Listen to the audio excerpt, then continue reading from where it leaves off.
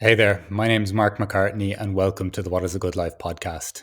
On this week's and the 113th episode, I'm delighted to introduce our guest, Minna Salami. Minna is an author and social critic and currently Senior Fellow and Research Chair at the New Institute. She is the author of Sensuous Knowledge and Can Feminism Be African?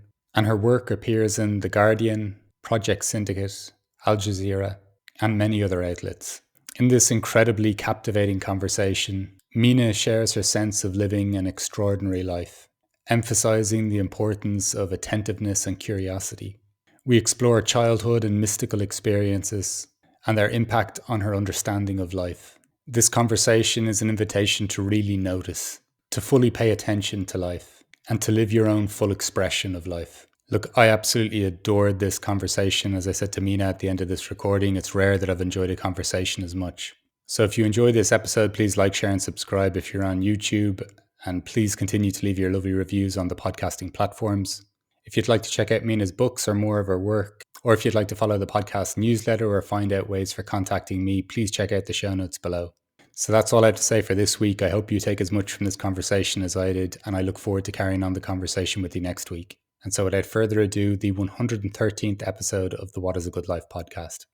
Minna, thank you so much for joining me today on the What is a Good Life podcast. As I've just mentioned to you there, your work has managed to find its way into my life at different points in time over the last decade almost. So I'm really grateful to have you here and looking forward to seeing where this conversation goes today.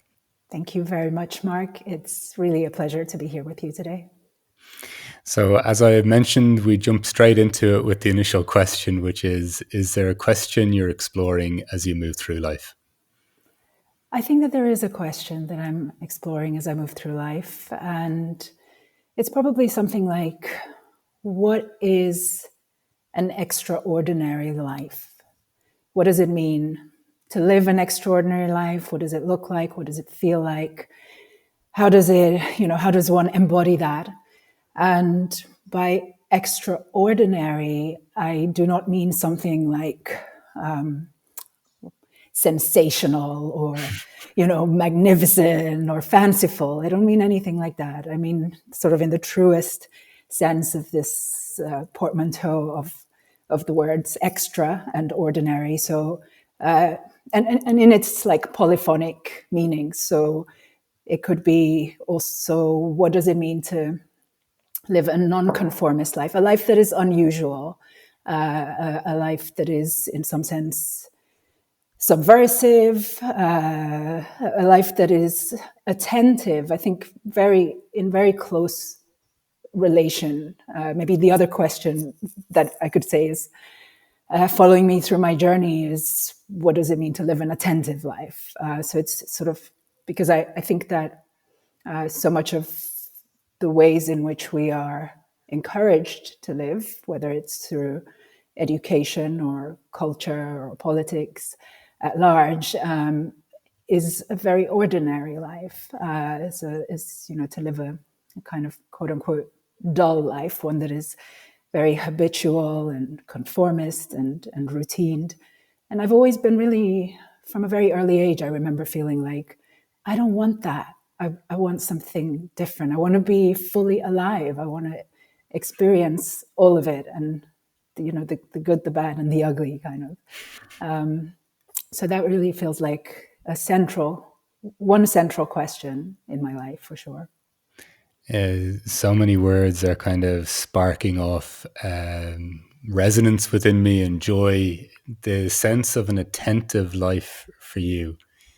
And also even just coming to that observation or thought early in life as well. Could you give me a sense of what that evolution is like for you, and your understanding of that, and just what it means to you as well?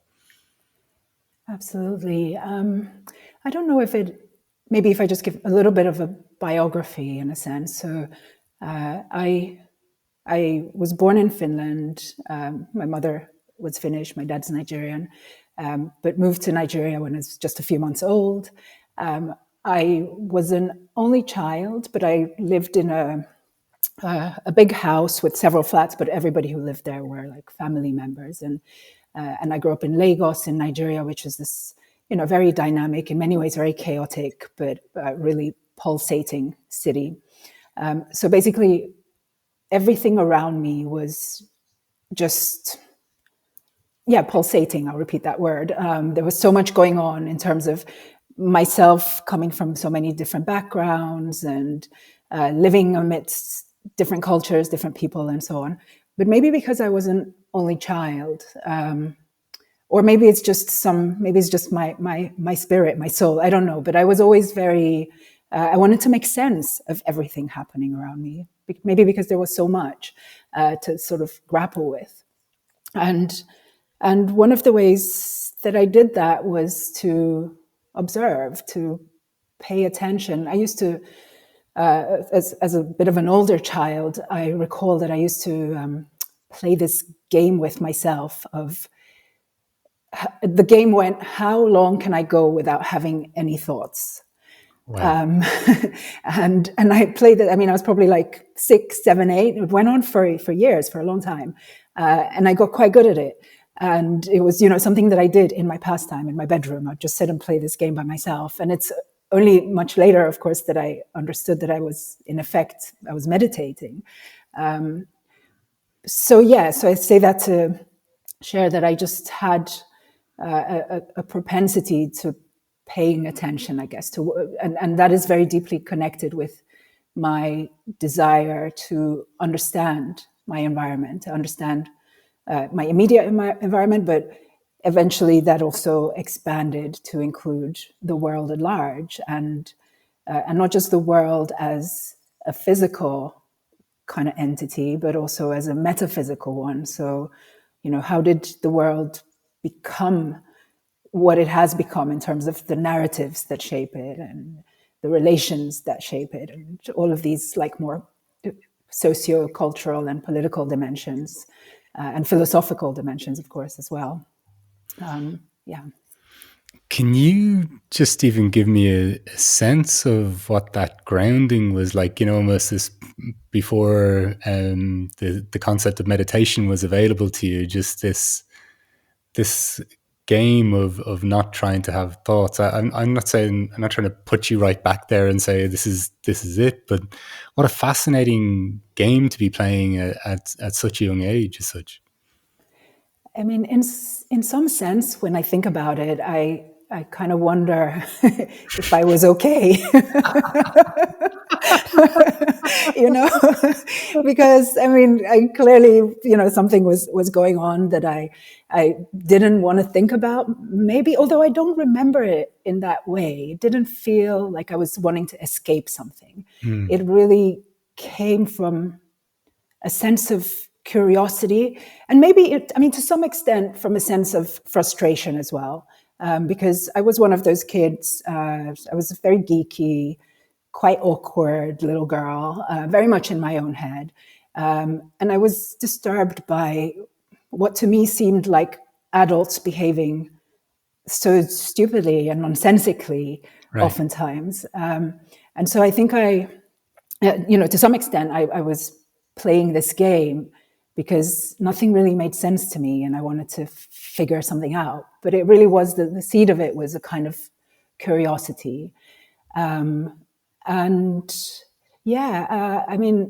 It's fascinating because I remember, for example, one time when I was playing this game that I traveled into, this is going to sound really esoteric or something. But this is more than welcome on this podcast. This is the place for it. Perfect. Great. Because I probably wouldn't share this everywhere. But I traveled to a past life. I could see who I was in this past life and what my character was. I felt the pains and the joys of this person. And I actually now as an adult don't really believe in reincarnation. I have a lot of question marks around it. But during this game of how long can I go without a thought, this incident happened. And I specifically will emphasize incident because I remember it in the same way that I have other memories, like my first day in school or, who my best friend was. It is that clear of an incident or an event in my life. And yeah, so it's really fascinating to me when I look back now and think, because I'm still a meditator, and I now know that meditation does sometimes have these kinds of transcendental events. And yeah, it's fascinating that that could happen without any sense of what meditation is when I was a child already. It's almost like that was my natural state. And maybe for, for humans at large, like there's something in our natural state that just wants to not have thoughts, that needs that almost in order to experience deeper explorations. This, while past lives or past life regressions even is not an experience of mine, I've talked to a number of people that reference it, and people that I perceive to have plenty of integrity in terms of their own inquiries in life. It's fascinating though, isn't it, the what you're maybe pointing to, just in the sense of, not so as a natural state without thoughts, or what could just spontaneously occur without any preconceived notions of this, and to feel something or to experience it, to have it as an experience, as just any other memory as such. I don't know, like I don't want to project too much onto that or assume too much, but it's really fascinating, I think.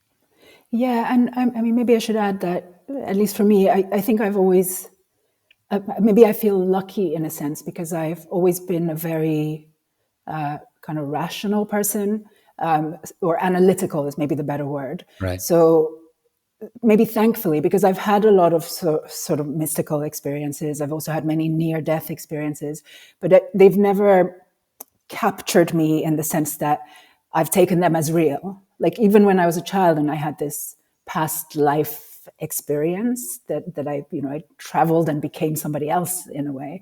But I was, when I landed back, I was curious about, my feeling was not that, oh, that is real. It was more like, how could my brain do that? And can I try that again?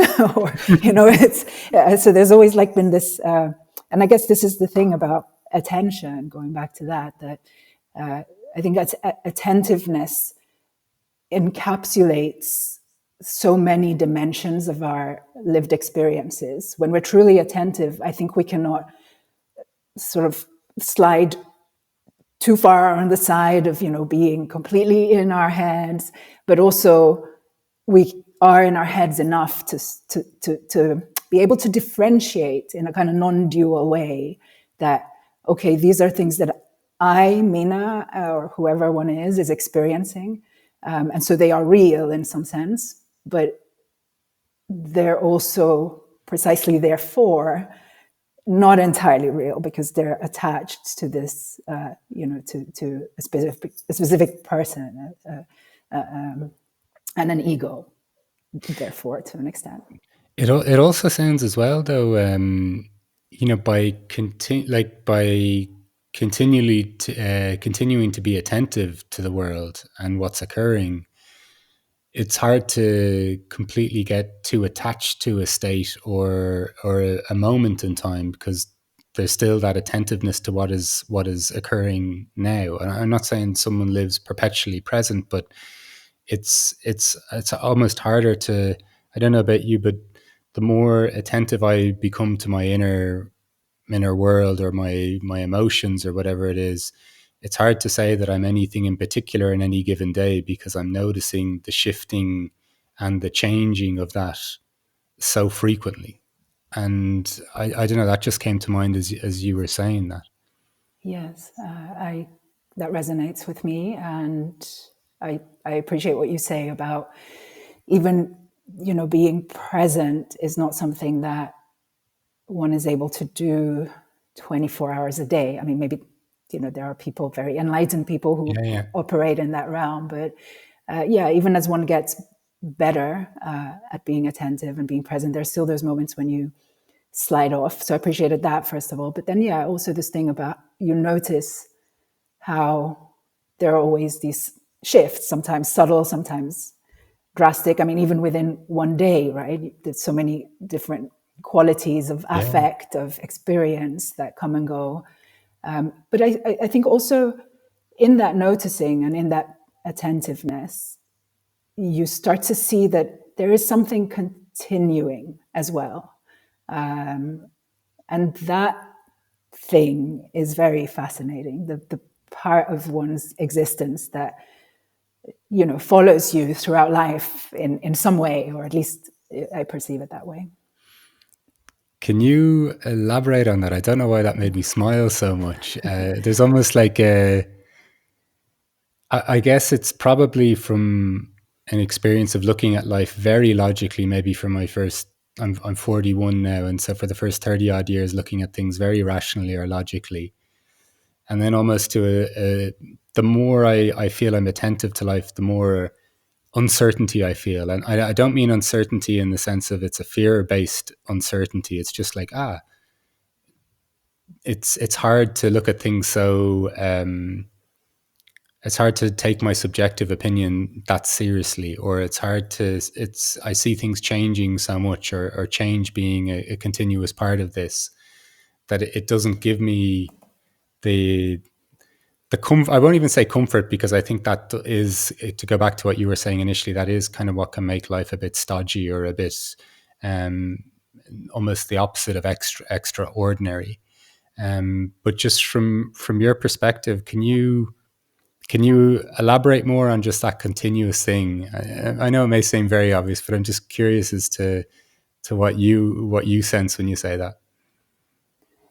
Yeah, I mean, to me, it is not obvious at all. Perhaps not even when I speak about myself. It's more of it's something that's felt, that there is a me that has always been there.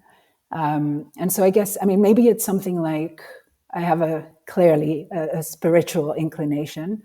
And the combination, like you, of having a very rationalist inclination combined with a spiritual one, that almost paradoxical amalgamation has always been there. There's a continuity in my life. I mean, sometimes I think that maybe actually what I should have answered to your very first question, because this is something I often think to myself, that my life is, and it is a quest to rationally understand the irrational. Yeah, and yes, that feeling has always been there for me. As a child, I couldn't articulate it, of course, not even as a teenager and early adult. It's quite a recent articulation in that sense. But at least ever since I started meditating, which I did in my early 20s, from around then, I've understood that, yeah, there's this there is something. There are things that are very, quote unquote, irrational about the world, mystical and unknowable, and I'm drawn to wanting to understand these things as clearly, with as much clarity, as an attention as I possibly can.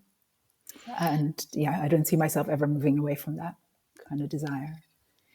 It's I guess I think the thing that made me smile was almost the holding both ideas on the continuation of me being not what I think it is, perhaps rationally, and then having kind of no way of describing it fully, from a non-word perspective. If you get me, it's almost like a feeling. Just really, I kind of don't want to miss the opportunity to ask someone about when you mentioned near-death experience. When you say you had a variety of kind of mystical experiences, what and I find it so intriguing. Then just even this lovely idea of like trying to understand like trying to rationally understand the irrational, and so coming back even from an experience of past life, and then still kind of not losing the sense of that this is the way I perceive that anyway. This is still life. Like this solid stuff around me is still life as well. What did you kind of take away from some of those experiences? I mean, first of all, gratitude that I made it. Yeah.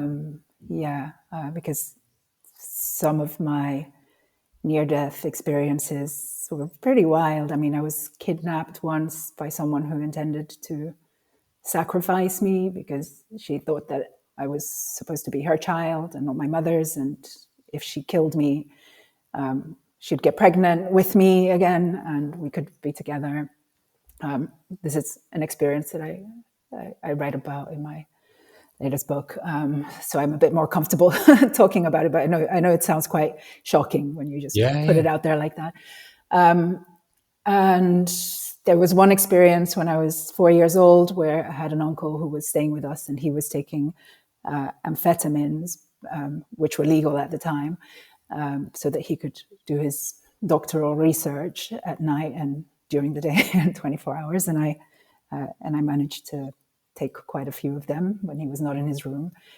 And I couldn't speak fully then, because I was speaking Finnish with my mother, English with my dad. My parents met in Germany, so they spoke German to each other. So there were so many languages, and Right. but I have these like very fluid, vague memories, and was told also by my parents that suddenly I was like really, really articulate and just was talking and talking for days and days, of course, because I was high on speed and it had to be pumped out of me. And yeah, and things like that. And so, because these, my first feeling coming out of the near death experiences is just gratitude. But then there are the kind of psychological and spiritual dynamics of these events. Like when I was kidnapped, for example, I was 6 years old, and I recall like negotiating with this woman who wanted to kill me, and saying things like, "We can be together already now, and why don't we just explore this or that?" And that bought some time for somebody to come and rescue me eventually. And when I think about that, like it's almost as if I invoked my adult self or something at a time when I could never have had the vocabulary or the personality to really think that this is a good way to strategize with someone, because obviously it was such an unusual situation. But yes, it's funny how we can react in ways that are not really available to us in moments of crisis or shock, and that's another thing that I really take away from these things. But also, maybe the last one I'll mention is just a sense, because it goes back to the continuity thing. I feel like I've always come back from, whether near death or more sort of mystical experiences, I've always come back to a real appreciation of having myself and having, a strong like grounding. I think I like to think of myself as quite a grounded person. I have a strong sense of, okay, this is me. And so I haven't been too discombobulated by what actually, oftentimes are really very wild and shocking events that have happened in my life. Well, I don't know. It just, I felt kind of a moistness in my eyes when you're describing the scenario of you almost negotiating, but in this almost very like loving way. Like, do you know what I mean? There's something just really, Thank you. just like something you'd almost cherish, or something sounded so sweet about that interaction, which in the initial almost shock I had when I just heard you say that, it's kind of remarkable that would be intertwined in the same experience, if you get me. Thank you. That's kind of you to notice. I don't think I've ever thought about that myself, but I think you're right, and I don't think that's something that's uniquely me. I think probably in moments of danger, most of us would, we try to, especially when the danger is posed, by another human. It's a kind of wanting to connect with what is human, Yeah. with the other, right? Like Yeah, yeah, like humanity this. was the word that came to me, and it just sounded so remarkable that there was such humanity in such a situation. Yeah, because I guess we think, this person is clearly suffering. That's why they're doing this. And if I can just soothe them somehow. But yeah, that is actually, it's really helpful that you've said this, because I guess what I've often thought about as just me invoking my adult self is also just actually this thing of wanting to soothe another person who's in pain, even when they're inflicting that pain on you or something. Yeah, I mean, and apologies for this example, because it's in some sense it's quite a jarring story. Oh, just from my But yeah. from my perspective, absolutely not. I was just literally surprised that I hadn't heard someone say something to me before. If you get me, so nothing. But Yeah. I'm always honored when anyone shares anything with me in these conversations. Yes, I can feel that, and I've heard your previous episodes. I think I'm also saying that because when I moved to Sweden, I mean, this happened to me in Nigeria, Mm, and then I moved to Sweden as a teenager, and one of my first very strange experiences that had to do with racism, or with race at least, was in English class in Sweden. We were asked to write a personal essay, and and I had never really shared about this experience other than with my family and friends who knew about it. And I wrote about it, and she failed me because she said, "This is not a personal experience. You are making this up." wow. And then she said, "Yeah, just because you lived in Africa, you can't just come and say, that these things that can't happen have happened." And it was bizarre. So I'm always mindful that it might be like a story that that people react to very, very differently. It's it's amazing though, the observation you have from different some of these different experiences is though this groundedness in yourself. Could you elaborate a little bit just on, like, to me that almost sounds like just an interaction with life which reveals something that you may ordinarily not get to sense about yourself. Like, could you even give me a kind of a feel for what that groundedness that occurs for you in life, or even just your embodied sense of groundedness, I guess? Yeah, I mean, it is embodied to an extent, but even more than embodied, it is a felt. It's a quality of life for me, and I think it is connected to how grateful I feel to be alive. How and this is not because my life is constantly amazing. Oftentimes it is, but there's ups and downs as for everyone. But I am very much a glass is half full kind of person, and I really do feel like life is such an amazing experience. Like, it's such a gift, and I feel that on a daily basis, and that is very grounding, I guess, because I'm just deeply appreciative of being myself, and it's not necessarily me, Minna Salami, but of having, and that's where it becomes embodied, I guess, of having this shell, this this capsule through which one can observe and pay attention to the mundane and the extraordinary, and yeah, traveling in this vehicle, in this shell that is Minna Salami is very grounding. I get to wake up every day and I'm in the same vehicle. And,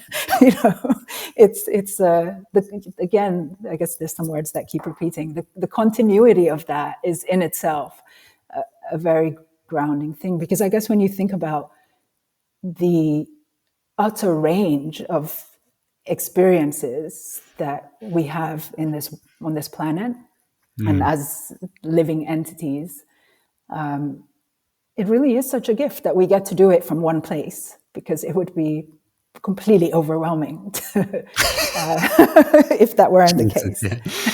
Yeah, I literally just wrote something about just the range of life that we experience, and almost in kind of acknowledging. I think there's a huge gift in being able to acknowledge the range and not almost resist it or reject it. And I think in ways, and it almost does free us up to be this container, this vessel for expressing whatever the natural tendencies of this container that Mark or Minna is, like in terms of, I don't know, there's something in, and also just even in the compassion, I think that comes from it for ourselves, and our relationship with ourselves and others as well, in going like, wow, there is such a range here, like that it's almost like, it's staggering. Like, I mentioned to you even before this call, just some of the moods that I'm in the last couple of days of feeling divine and then maybe quite separate, and different thoughts or judgments or different mind experiences occurring in that time. And yes, there's almost something majestic or divine about being, like, if we were picturing it, almost being like teleported from the top of a mountain to the bottom of a valley and back again in a short order of time. And there really is something, there's something about playing with the edges of life. And I very much like you're describing, not in this, when you're saying about not a sensational life, but there is, like, not in the ways that we may typically describe that, but there is something about playing with the edges of this life, like feeling out into my existence. And then, as I guess something we both share in just terms of a curiosity of even what exists beyond these planes of just mental material ideas of this life, and getting a sense of, I'll just speak for myself, a sense of myself in that way as well. Just really intrigued by what you mentioned there, and in noticing that so you have some of these really kind of incredible, intense, and then also like profound experiences, a mixture of these things through life, that you also realized this proclivity or this idea that you'd like to, or that something felt natural to you in helping other people in their experience of life as well. How did that kind of how has that kind of developed for you, or influenced you? Yeah, it's interesting because just as I was listening to you, I thought about how much of even this very spiritual angle and element of my life and of a life is, for me, a very political question at the same time, and yeah, tied to how we think of, I mean, what we tend to think of like as an extraordinary life, and how much that is tied, when we think of it historically, to men, to white people, to Hollywood, to some very specific ideas of status and glamour. And whereas for me, it is tied in many ways to also to the question of like, what is it to live a feminist life? A life that is free, that is an anti-patriarch, that is living free from patriarchal norms. And because that question has also sort of accompanied me for so long, and I see feminism as being a politics of care to such a great extent. So I think there's a connection there with that, any kind of personal journey and personal growth that I am pursuing and I'm curious and attentive to is very much tied to what I would like the world to look like for girls and women and for everyone, as you scope it out. But in some sense, observing, because it is impossible for me in my paying attention, in my observation, to not notice that all the inequalities that exist between different humans, and also with how we engage with our world, right? Like, the more attentive you are, the more what we can almost reduce into theories and slogans and political activism become part of this range of things that we are witnessing and experiencing. And so they have both a spiritual and a political dimension to them at the same time. And for you then, when did that political component to it become kind of clearer then, and even just some of the perspectives that started to, I don't know, like maybe chime or resonate with how you were perceiving the world, and if this isn't too broad, even just a kind of how did that spiritual component kind of mesh with some of the perspectives that were aligning to you, or what was resonating with you? Yes. I mean, to your last question, the question, if the question of how to live an extraordinary life has followed me always, which I believe it has, in a deeply felt sense, and that has always, that question is so profoundly political for me as a Black woman, because what I encountered immediately in wanting to live an extraordinary life, in the sense of an unusual, nonconformist one, was obstacles from the very, I mean, my earliest memory in life, for the one that comes before taking the amphetamines, so I was also 4 years old, I think, is anger, is a kind of feminist anger. I don't remember what had happened, but I remember that I was really furious that there was something I was not allowed to do because I was a girl that boys were allowed to do. And so if you think about it, like, you know, you have or me as a child, I was already inclined towards the extraordinary, the magnanimous and the alive, and the sort of rejoicing in that, in some sense, and rejoicing in being alive. But then there were these obstacles immediately. No, you're a girl. And then, you know, that continues through life. No, because you're a woman. No, because you're from Africa. No, because you're Black, and so on and so forth. And so I cannot separate, you know, it's strange because we do in society make these very clear distinctions between, oh, these are political struggles and these are spiritual quests. Yeah. But I can't do that. They're so deeply connected. And so the question of like how to live a feminist life is for me a very spiritual question. And the question of how to live an extraordinary life is a very political one.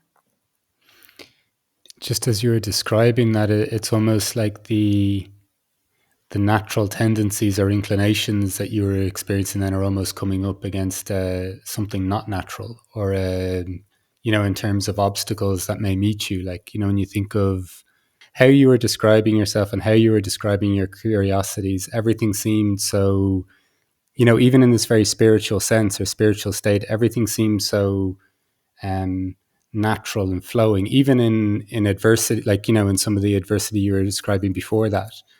And then it almost feels like it's come up against something rigid or something that isn't allowing naturalness from your perspective, or what your curiosity may have been, or something along those lines. I like that a lot. I think every life encounters that, you know, Yeah, at the end yeah, of the day.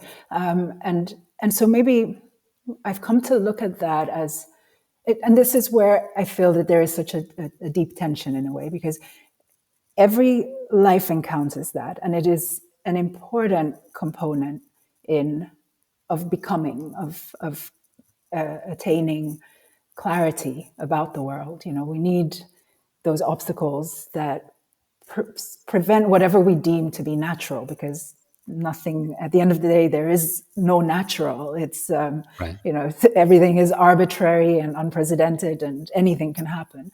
And so being forced to deal with obstacles of any kind, or walls behind the natural state of things, is in some sense, I think, a healthy measure for a human to encounter. And yet at the same time, and this is why I think it's a tension that I grapple with, because I'm also absolutely clear that I'm fighting against those obstacles. Right. and I don't want others, I don't want future generations of girls to have to face them. But at the same time, they have made me arrive at a place in my life in which I feel a lot of agency and autonomy because I've had to figure out a way to jump over them. And so Right. they've enriched me almost, you would say. And there's really a tension in Yeah. that. Can you elaborate more on that tension? Yeah, let's see if I can. No, but yeah, I mean, I think at every turn, when there's been an obstacle that is clearly to do with politics, to do with my identity, and also the obstacles that are just to do with my personal circumstances, as we all, but also, the obstacles that we impose on ourselves Yeah. through thought or whatever. But yeah, like there's been just this fighter spirit in me, I guess. And I think it is because of this question that follows my journey of how to live an extraordinary life, because I've always been so drawn to that I've had to forge my own paths in a way, seeing that society, my family, my education, everything was pushing me toward going in a very specific and boring, conventional order as I see it. And I felt, no, I want something else. I want to live a life that's completely free and passionate and maybe even making like tons of mistakes along the way, but that's how I want to live my life. And yeah, I don't know if I can actually describe it better than to say that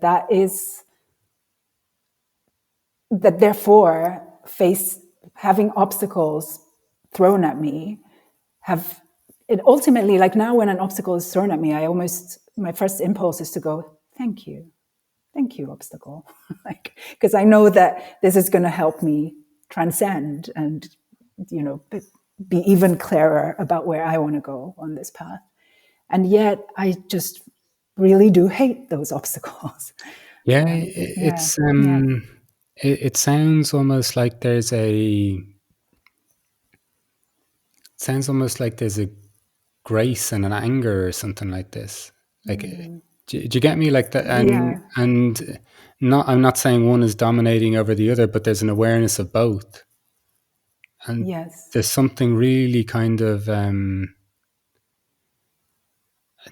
I don't know, like paradoxical or something. Like there's so many things in which I noticed from all these interviews that I do. There's so many of these tensions in life that they're almost inseparable. The two experiences that you're describing, like not the two potential responses, and both seem appropriate responses. Do you get what I mean? Like, and I don't mean appropriate as in one ought to feel like this or that, but a simultaneous combination of both or something to this extent. Yes.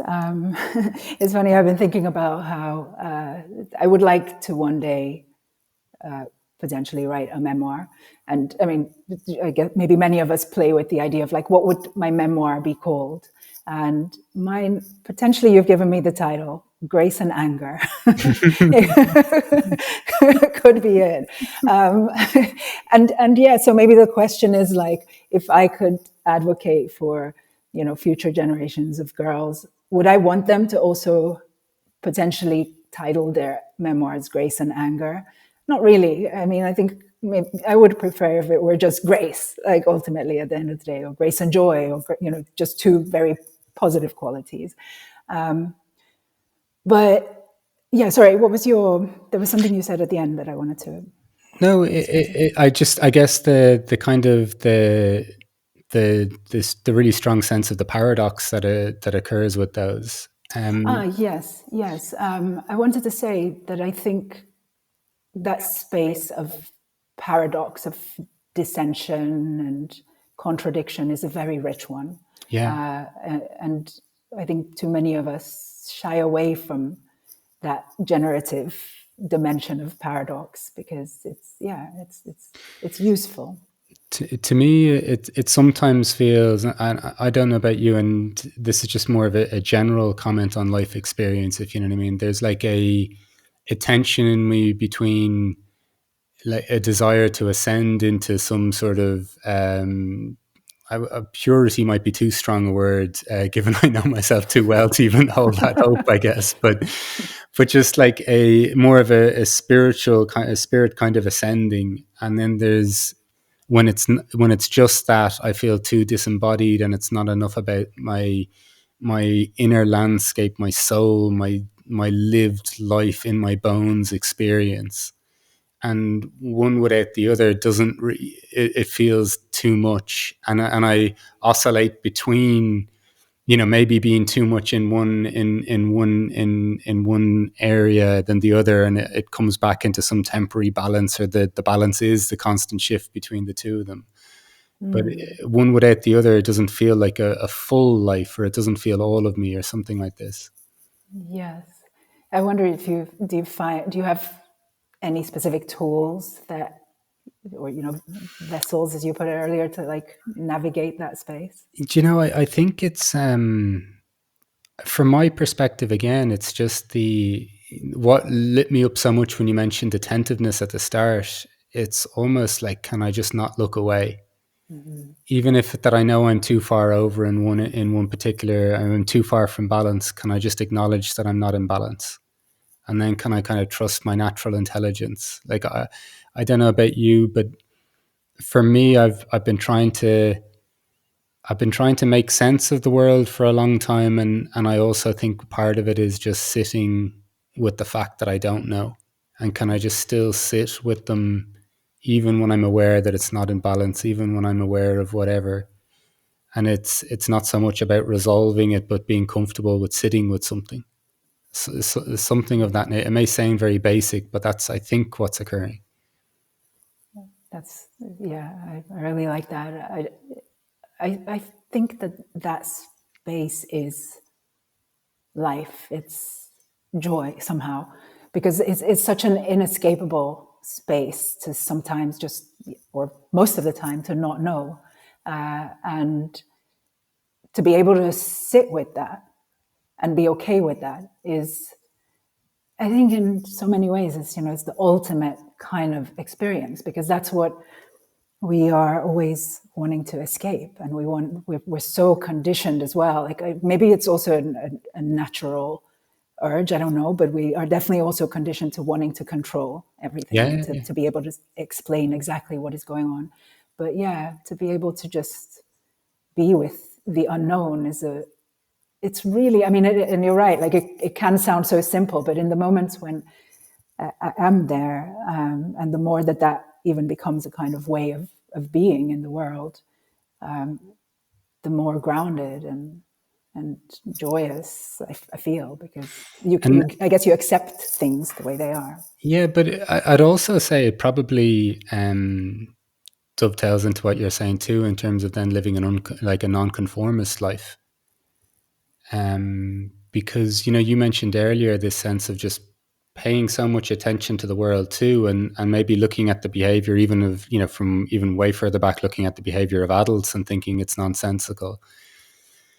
I think to think that the world makes sense at the moment, or that the way in which we're approaching life, or the values that maybe certainly certain Western societies hold, that there's a, you know, to pay attention, I think, is to almost have a natural inclination then to maybe move away from what the myths that we're being maybe sold or told are suggesting. And I guess that's why I was curious, just even when you mentioned, you know, you couldn't separate your spiritual and your perspectives even on feminism. Like, is do you think that they come together quite nicely then, in terms of just what that means to you? Like, I don't want to just assume a definition for spirituality or feminism in that, but that they're kind of a combining even your rational and irrational kind of perspectives, in the sense of okay, irrational, I mean more just in the not knowing of this life, not doesn't make sense, but just not being able to be known through our usual kind of rational methodologies or processes. Yes, they absolutely do come together for me in a symbiotic way, which is, I mean, there's also a lot of challenges of the combination of, or of seeing the feminist quest as a spiritual one, or vice versa, Right. and it's it's quite fascinating, because when I was like throughout I would say that this journey starts for me in my early 20s as an articulable journey, and throughout my 20s especially, but also in my 30s, it was, I think I still blended into society, even though I was already a nonconformist. But because you're so young, it's more accepted and just common to live your life in unusual ways. But now I'm, in my late 40s, and I'm still living my life in a nonconform, and I can really sort of see that I am on a different path, and one which to me is extraordinary in that sense of the word. It's unusual. I become, with time, it's just clear that this is more and more a very unusual sort of way of carving out one's life. But it is very much that coming together of feminine, of embodying a spiritual feminism or a feminist spirituality. Can you talk to me even about the significance of embodying that for you? Like, what does that mean for you?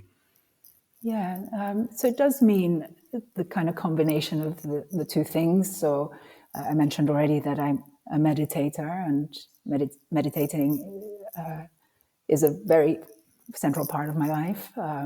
I not only like sitting meditation, that too, and that maybe primarily, but also, just as you were speaking about too, of that, of being attentive throughout the course of a day, more and more, or whenever, however possible it is, being present, and spending a lot of time with other parts of nature than the human, and befriending that, learning from that. And then that, in combination with, I guess, even just the work that I do. I'm a feminist author, so I'm engaging with other feminists, with their books, their activism, as well as my own. And also, of course, with the politics of the society around me, and, noticing when, or sometimes one has no choice, but, you have a direct experience of sexism or racism or whatever, and then the ways in which I react to that, and how much of that I allow to absorb into my psyche, if you like.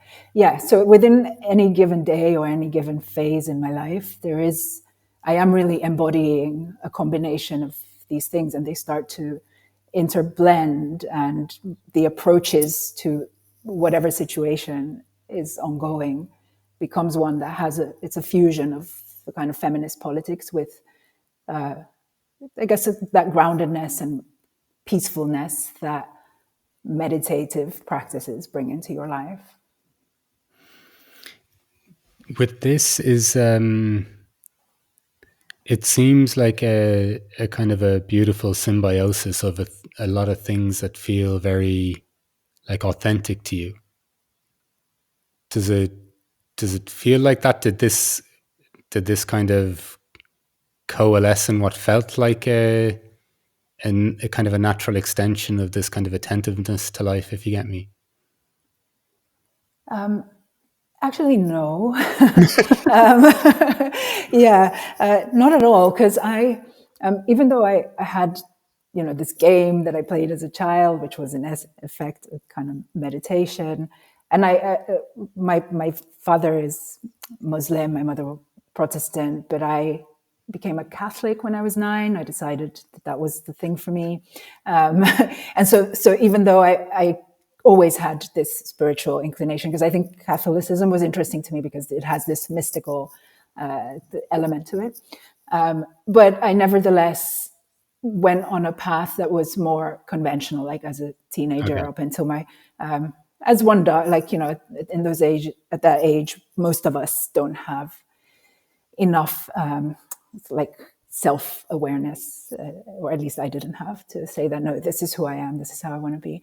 And it wasn't until I had one of these mystical experiences in my early 20s with a kind of automatic writing where I couldn't really control what I was writing, and it was, my hand was just sort of autonomously scribbling in a handwriting that didn't feel like it was mine, and thoughts that I didn't think I necessarily had. And it really scared the shit out of me because I thought, with all the instruments that I had, which were very, coming from organized religion, I thought that I had been possessed by the devil, or, it was something very negative. And so I guess what I'm trying to say is that the spiritual dimension arrived like with a thud. It was very Right. explosive, and I resisted it for a long time. And like for 2 years, I just lived in a depression because I was convinced that this thing that was happening to me was bad. And then when I finally started to consult with people who I thought could help me, who of course therefore were kind of spiritually inclined people, and they then helped me to eventually see that as a gift, as a positive experience at the very least. And that was how I started to develop my spiritual practice. This, if your quest is not to, or to live an extraordinary life, given the time we're coming to, I've probably got a thousand questions to ask you. um, but just to, I guess, kind of, you know, look at even that opening question of what could be, what is an extraordinary life, like this kind of getting comfortable even with the non-conformity of it, it being somewhat unusual, and not being in this sensational idea of what we might think a sensational life might be, but just this really clear kind of grounding aspect of just being attentive to life and paying attention to it, thinking about being a child and having this game of having no thoughts, almost like an early form of meditation, a curiosity around the behavior of adults or society from a very young age, incredible. You mentioned like past life regression almost, or past life experience, the experience of this kidnapping, even the humanity within that, and pointing to this grounding in yourself that I think comes across very clearly when speaking to you, like this grounded sense or feeling of being in your presence. Then just, experiences that informed your life, even this kind of crazy or shocking experience of a teacher even denying your experience and coming into contact with, as like aspects of racism and sexism that you're alluding to as well. How then this, is forming even just how, but even through this, holding on to your humanity, like how even in that experience of the kidnapping, how could I actually connect with this person on a human level, even seeing in some a situation like that somebody is just also in need of help. And so this beautiful then kind of fusion between your spirituality and your feminism and this perspective of, how do I help others? How do I help future generations as well? And this beautiful then kind of dynamic between, the grace and the anger, and which Thanks for that. which is something that comes quite easy to me in my experience of swaying as well. But really, really curious to ask you the question, Mina, of what is a good life for you? Thank you for that recap. It was really a wonderful one. I feel very sort of honored and glad to have had this conversation with you. So thanks for listening so closely. I would say that a good life for me is a life of integrity, a life in which, and again, I think I need to, with the caveat that, when you say to live with integrity, it sounds so, it's so firm. It's like, Yeah. that you get this feeling of all these rules.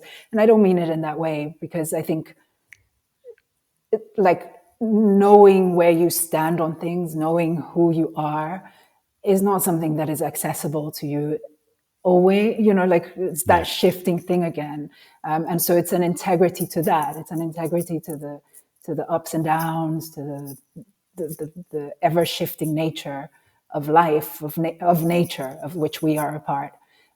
But trying as much as possible to be true to the things that matter to you, that you believe are important, whether it is grace or anger, and expressing those to one's fullest capacity. And integrity is also for me very much about, like honoring life, and not allowing oneself to be dulled by conformity, by patriarchal norms or anything like that, but really having an integrity to life itself, as much as possible, is a good life to me. That answer, and much like the rest of this conversation, has had me absolutely captivated. So I just want to say thank you so much for joining us today on the What is a Good Life podcast. It's genuinely rare that I've enjoyed a conversation as much as that. So thank you very much. Wow, thank you so much, Mark. I've really enjoyed this as well. Such a great podcast, and it's amazing how you hold space here. So thanks for setting something like this up and for inviting me. It's been a pleasure.